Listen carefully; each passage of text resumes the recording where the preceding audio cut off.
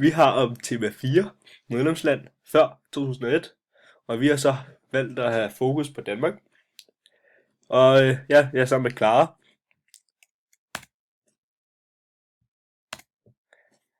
Først vil jeg gerne redegøre for Danmarks ansøgning om medlemskab, derefter det nationale kompromis, og til sidst de 4 forbehold. Sammen med Storbritannien og Irland søgte Danmark i 1961 om medlemskab i EF, men er kommet til at gå mere end 1 årti, inden medlemskabet blev en realitet. Frankrig var nemlig stærkt imod et britisk medlemskab, og det kom til at gå ud over Danmark. Der er derfor sat større fokus på et tættere økonomisk samarbejde i Norden. Det nordiske samarbejde blev i 1970 imidlertid opgivet, og Danmark orienterede sig derefter igen mod EF og søgte om optagelse. I Folketinget var der en stor opbakning til et dansk medlemskab, og kun Socialistisk Folkeparti var imod.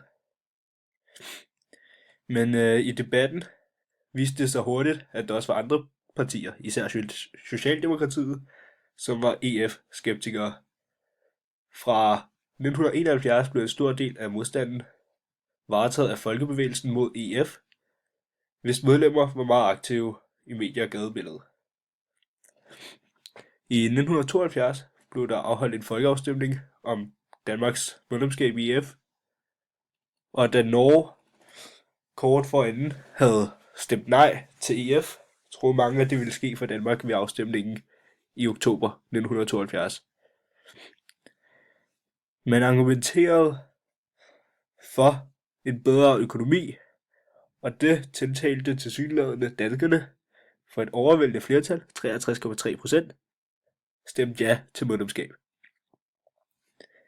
En af hovedarkitekterne bag medlemskabet var den socialdemokratiske statsminister Jens Otto Krag, der overraskende trak sig som statsminister efter afstemningen. Krag så EF som en forudsætning for det velfærdssamfund, som Socialdemokratiet ville fastholde og udbygge. Efter Berlinmurens fald i 1989 og Sovjetunionens sammenbrud i 1991 opstod chancen for et Europa, hvor de østeuropæiske stater kunne blive medlem. Blandt andet derfor udarbejdede de europæiske politikere traktaten om det europæiske union, som blev underskrevet i Maastricht i 1992, og derfor blev kendt som Maastricht-aftalen. Danskerne ville det anderledes. Den 2. juni 1992 stemte et flertal på 50,7% af danskerne nej til Maastricht-traktaten, som havde stor fokus på økonomisk politik, valuta og fri bevægelighed af kapital. Samtidig fik Europaparlamentet større del i arbejdet med at lave love, der ville få indflydelse på national plan. Med danskernes nej blev alt sat i stå, for de 12 daværende medlemslande skulle alle være enige om unionsplanen. Det fik de danske politikere til at reagere.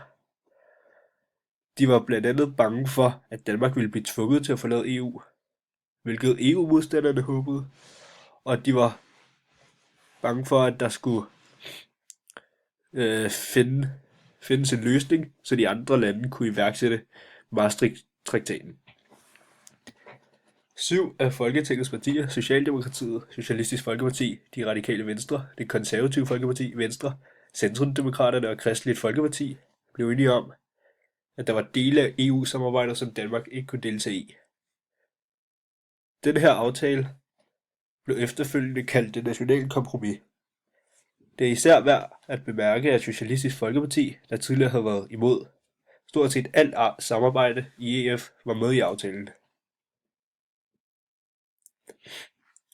I Folketinget var kun Fremskridtspartiet imod det nationale kompromis. Aftalen blev vedtaget på Edinburgh-mødet, hvor det europæiske råd var samlet, og dermed fik Danmark en aftale, som de andre EU-lande ikke har. I 1993 var der en ny folkeafstemning, som resulterede i et ja til Edinburgh-aftalen, hvor et flertal på 56,7% stemte ja. De 4 forbehold, som Danmark siden 1993 ikke har deltaget på, er 1. Euroen. Danmark fik lov til at beholde den danske krone og behøves ikke at indføre de behøves ikke at indføre fælles valutaen i euro. Så er der 2. Unionsborgerskabet, som gik ud på, at Danmark ikke ville skifte den danske statsborgerskab ud med et unionsborgerskab. Så 3. Forsvaret, hvor Danmark ikke var med til afgørelse af aktioner, der ledes af EU. Og 4. Det retlige samarbejde, hvor Danmark ikke deltager i samarbejdet om asyl- og indvandringspolitikken. Med til Edinburgh-aftalen hører, at Danmark kan droppe de 4 forbehold, hvis Folketinget beslutter det, og sender forslaget til folkeafstemning. Det forsøgte man med euroen i år 2000, hvor danskerne sagde nej med et flertal på 53,1%.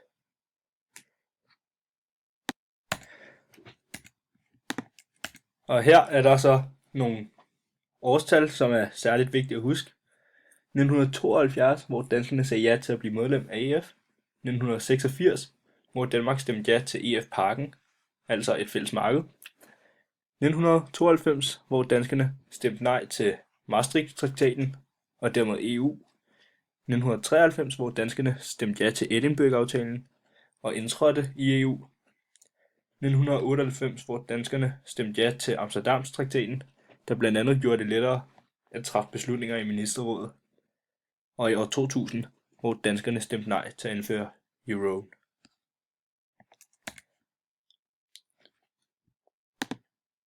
I analysen vil vi gerne sammenligne danskernes holdning til EU og hvordan den har udviklet sig.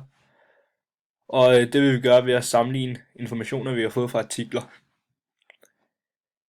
I 1990 viste Eurobarometers meningsmåling en noget negativ dansk holdning til EU. Her mente blot 40% nemlig, at dansk medlemskab af EU var en god ting. I 2015 svarede 60% af de adspurgte, at det generelt er godt eller meget godt for Danmark at være medlem af EU. Og blot 21% mener, at medlemskab er dårligt eller meget dårligt for Danmark, mens resten svarer hverken eller og ved ikke. Undersøgelsen viser, at mens gennemsnittet af EU's medlemslandes befolkninger har bevæget sig mod en mere skeptisk indstilling til medlemskabet af EU, har den danske befolkning siden starten af 90'erne fået en mere positiv forhold til EU.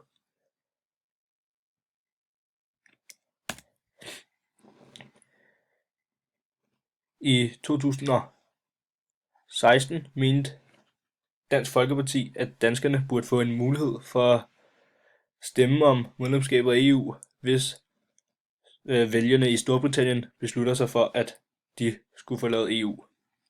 Og også Folkebevægelsen mod EU ønskede en dansk folkeafstemning. Men et flertal af danskerne er uenige. 59% mener ikke, at der i Danmark bør afholdes en folkeafstemning om EU-medlemskabet, mens blot 33% ønsker en afstemning.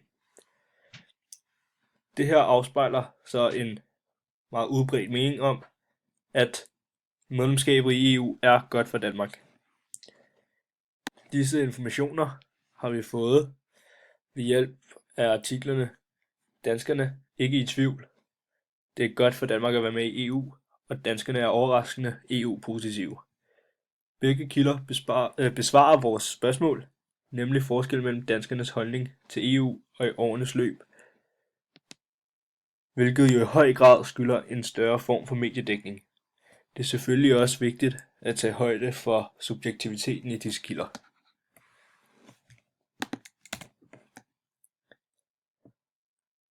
På den anden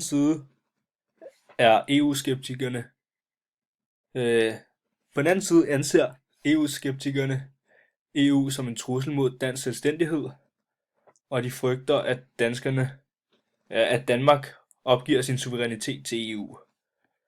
Hele 57% fandt forbundsstaten mere eller mindre uønskelig, men mens kun 23% fandt den overhovedet var acceptabel. Undersøgelsen var blandt over 1000 danskere, som blev interviewet i maj måned 2016. Der er blevet taget afsæt i en artikel fra 1992. Nej-sigere vil sikre dansk selvstændighed, og det er vigtigt at kigge kildekritisk på denne kilde, da artiklen blev skrevet i Danmark efter Berlinmurens fald.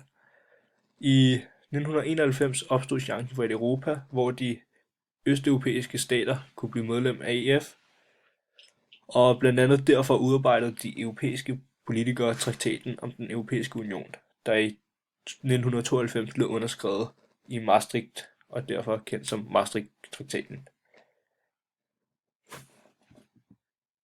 Danskerne ville det dog anderledes, og i 92 stemte et flertal nej til Maastricht-traktaten. Samtidig fik Europaparlamentet større del i arbejdet med at lave love, der ville få indflydelse på nationalplan. Forfatteren af den artikel er ikke angivet, men vi ved, at det er Politiken, der har udgivet artiklen. Konklusionen er, at det er godt for Danmark at være med i EU, da vi opnår resultater, som vi ikke ville have opnået på egen hånd. Og en anden positiv ting er, at det indre marked skaber muligheder for Danmark. Vi er afhængige af at kunne handle med vores nabolande. Derfor er det godt for os med fri bevægelighed. Danmark har fået opbygget en god økonomi med hjælp fra EU's indre marked. Denne økonomi konstrueres fundamentalt på industriel eksport til andre medlemslande. Danskerne føler sig påvirket af medlemskabet i EU, da de ikke føler, at der kommer nok information ud til folket. Dog er Danmark det land med flest positive EU-tilhængere, selvom tallene er faldende i Danmark. Generelt kan man se, at EU-tilhængerne blandt danskerne daler meget. Flere og flere går fra at være tilhængere til at være skeptikere. Dog mener folk, at Danmark stadig skal være med i EU, men EU skal bare bestemme mindre, plus at borgerne skal have mere indflydelse.